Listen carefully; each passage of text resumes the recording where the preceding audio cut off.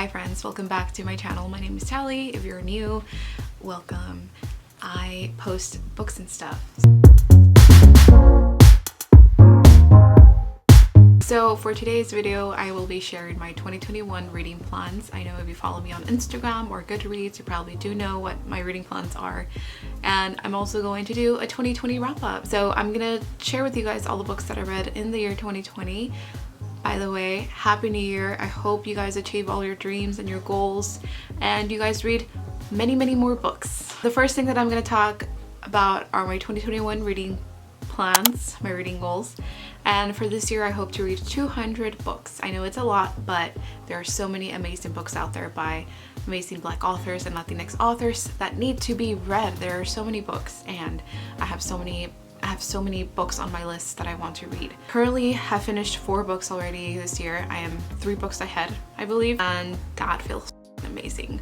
Libby has been my friend this weekend. I've been listening to audiobooks like crazy, and I am gonna do a reading vlog, like talking about all the books that I'm currently reading in the week. So for the year 2020, I read a total of 87 books. And I reached my goal of reading 80 books. We go on my Goodreads. I'm just gonna screen record while I'm talking to you guys, and my camera is about to die. Great. So yeah, I read a total of 31,754 pages and a total of 87 books read. And the shortest book was We Should All Be Feminists by Chimamanda Ngozi Adichie. Very short book, something that you can read in a sitting.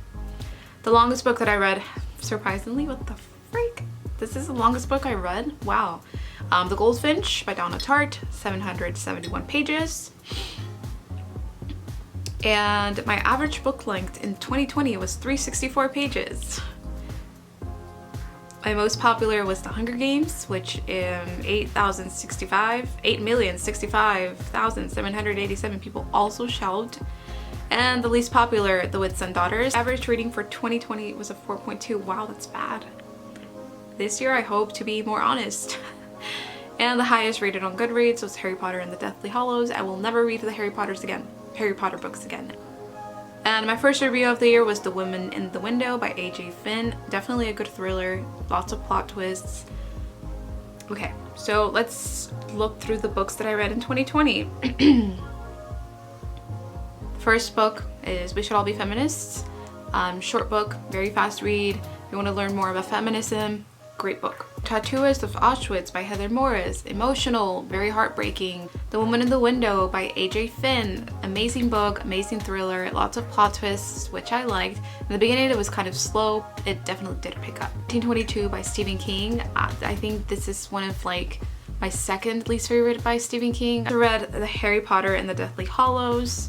I read The Guernsey Literary and Potato Peel Pie Society. This is a movie on Netflix. You guys need to watch it if you haven't yet. The Perks of Being a Wallflower, one of my favorites, one of my comfort reads. I also read Red Queen by Victoria Aveyard.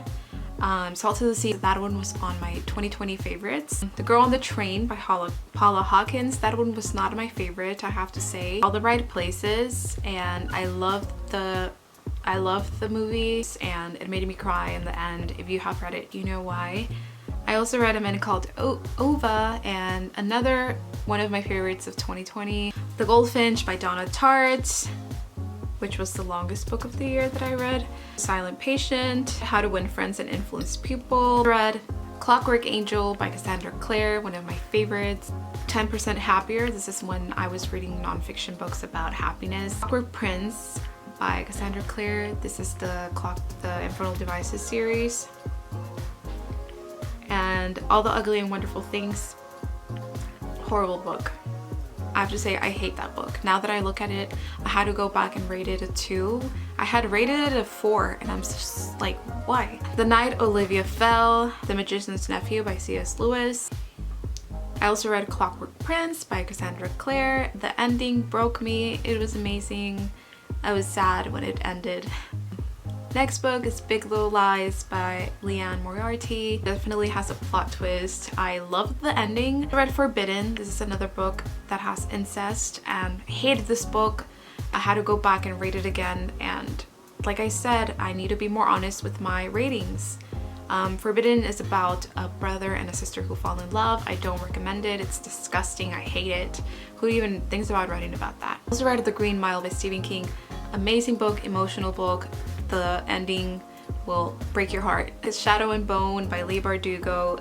The TV show will be coming out. If you did see the trailer, even though I wasn't a really big fan of Shadow and Bone, like, it didn't excite me, you know what I mean? For Alaska, Sharp Objects by Gillian Flynn. Ugh, amazing, amazing, amazing. Call Me by Your Name, a classic. His writing is just so freaking beautiful and so poetic and emotional and just beautiful. I also started reading the Mortal Instruments series, and the first book is City of Bones.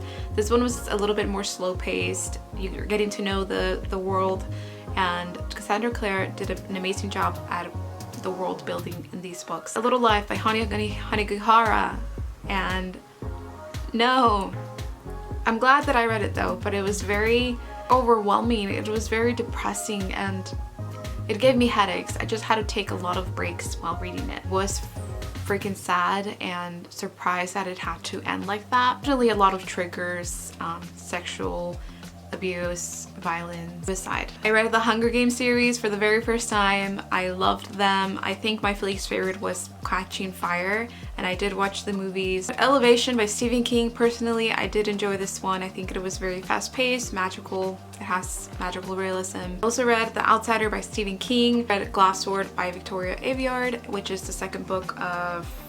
what is this? Which is the second book of Red Queen. This is an amazing series. I loved it so much. I love the characters, and I hope to read, what's the third book of the series? I just forgot what it's called. I also read Me and White Supremacy. I listened to this on the audiobook. I also read The Ballad of Songbirds and Snakes. I enjoyed it, but the ending kind of left me hanging. Another one of my favorites, We Are Not From Here by Jenny Torres Sanchez, a book that you need to read. Touches topics like immigration. It's definitely a book that needs to be more recognized and deserves more recognition just because of the topics that it talks about, especially about the kids in cages that is going on, kids being separated by their parents. The Wife Between Us, I Am Watching You, This Is How It Always Is by Laurie Frankel, Chain of Gold by Cassandra Clare, another one of my favorites. Amazing characters, lovely characters. I can't wait for the second book. Dear Martin by Nick Stone.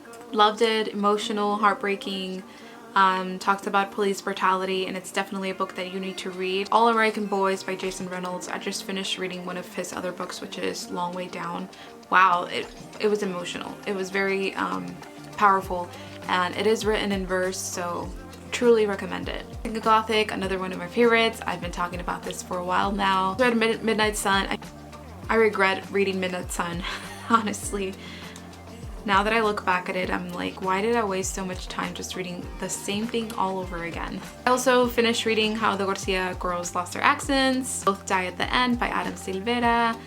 He became one of my favorite authors. The Golden Cage by Camila Lackberg. Poet-X, my favorite book of the year, The Poet-X by Elizabeth Acevedo. It is written in verse. It was powerful, emotional.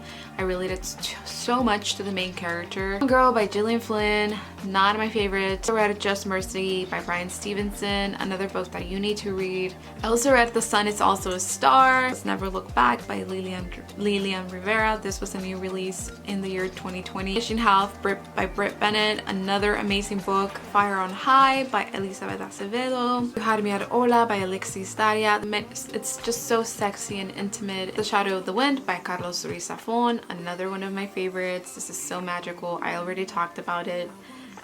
Another one is Perfect Days by Rafael Montes. This is a Brazilian author. It is translated from Portuguese to English, and I have to say I did not really like this one. Little Woman, again, by Louisa May Alcott. Misery by Stephen King, my favorite book by Stephen King. Pet Sematary by Stephen King. It was fast-paced in the beginning and then it slowed down. I had to put this book down so many times. I also read Ghosts of Harvard by Francesca Saritella. This one was a really good book, actually. Life and Death by Stephanie Meyer, another book that I regret reading, and it was just a waste of time. Give Ashes, which is the second book of the Mortal Instruments. This is when the world starts building and you just become more interested in And then City of Glass, my favorite book. Siddhartha by Hermann Hesse. Piecing Me Together by Renee Watson, another one of my favorites of the year. Christmas Shopaholic, which I read in December. It was an okay story. It wasn't my favorite Christmas story. I feel like there's been better. The Christmas Carol by Charles Dickens, one of my favorites of December, just because it's very cozy and I just love the whole message that the book gives. Beneath a Scarlet Sky by Mark Sullivan, an emotional, real story which was very heartbreaking at the end, and it became one of my favorites as well. And then I read Furia by Yamil Sayed Mendez. One was one of my favorites. I also read In an Instant. Read Between Shades of Grey. I loved this one. Another emotional read. The Glass Castle, another one of my favorites. It's a memoir by Jeanette Walls. I read Winter Garden by Kristen Hanna. I talked about it a little bit already. And lastly, My Sister the Serial Killer. Not one of my favorite reads, but it was fun and fast-paced. I wish the author could have included a little bit more, but definitely something that you can read in one sitting.